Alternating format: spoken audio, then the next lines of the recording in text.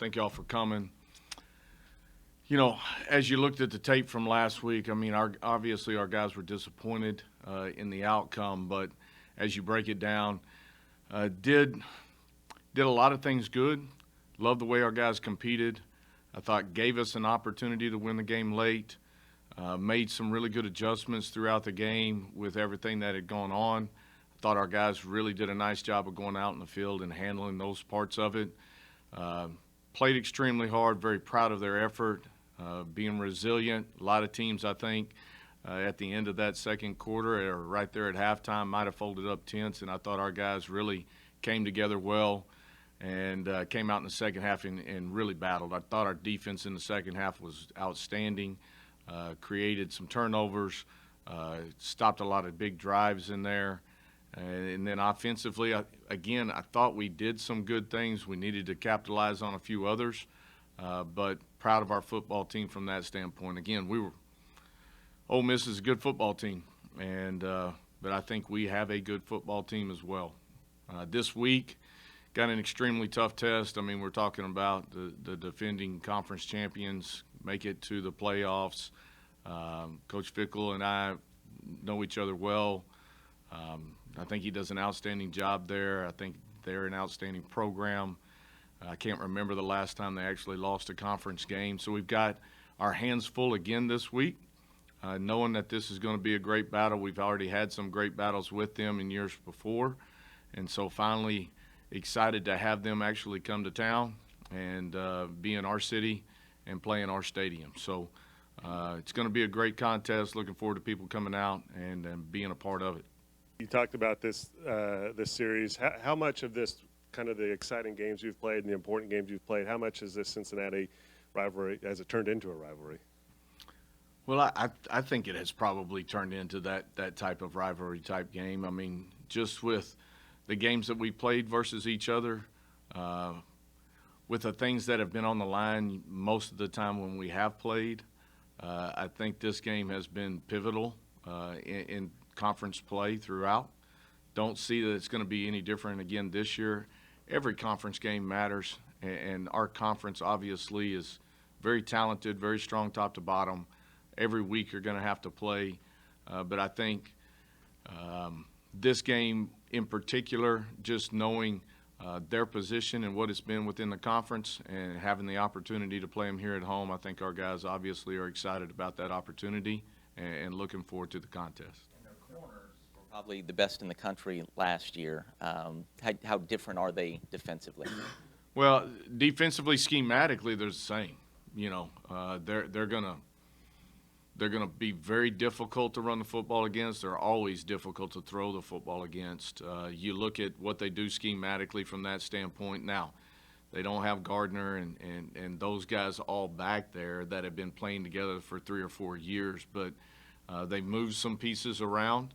9 was their nickel, or what we call their nickel. Generally, they play kind of with a 3-corner premise to them, so they got 3 corners on the field, and they're going to play a lot of man coverage with that.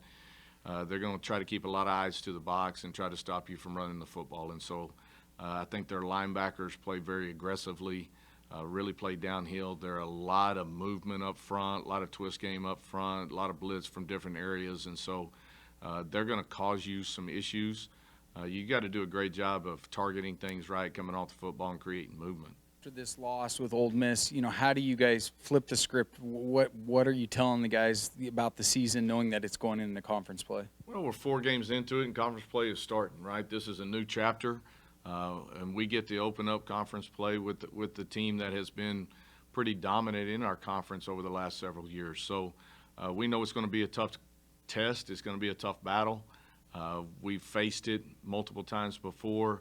I think our guys understand the importance of conference play and the importance of this game. And so we've got to come out this week and have a great week of work.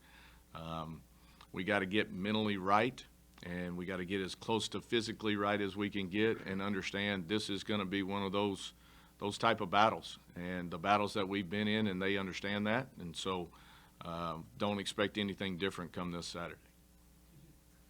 Coach, it's the first time they've been here, I think, since 2016. They were Right. supposed to be here before, or a couple years ago, I guess. Does that make this even more anticipated, knowing that those matchups didn't end up happening here like they should have? Well, I mean, we're excited to have them come to town, right? Like you said, they haven't been here since 16. I think Tuberville was the coach at that time, and Zach, who is now the head coach at Cincinnati, was the offensive coordinator. I think they threw every trick play in the book in the first quarter.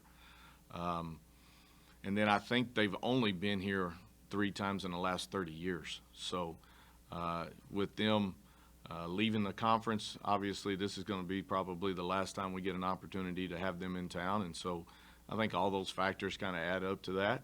But I think more than anything, it's not about the location. It is about what's going to happen in between the white lines and guys in their mindset of what that's going to look like. See this being the last time that you'll get a chance to face them, that they've been a dominant team in the conference.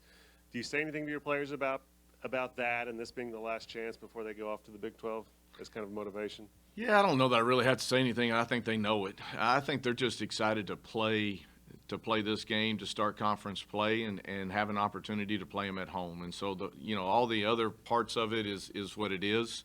But I don't think we really have to talk about that side of it. I think our guys understand it.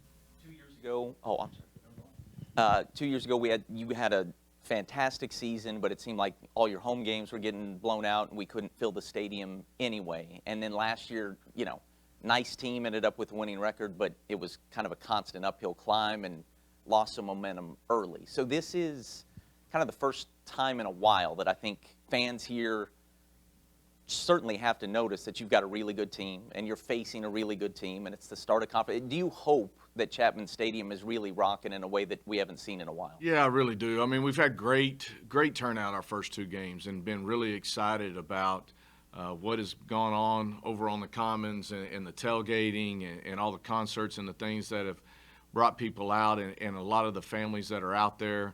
But it's been really instrumental, I think, to walk into the stadium and see that place as full as it's been. Fans coming and enjoying the game, enjoying that time together and being a part of it. And it's been instrumental, I think, in our wins. Crowd being into it, guys kind of feeding off of that part of it, knowing that we've got a really important game and a great opponent coming in.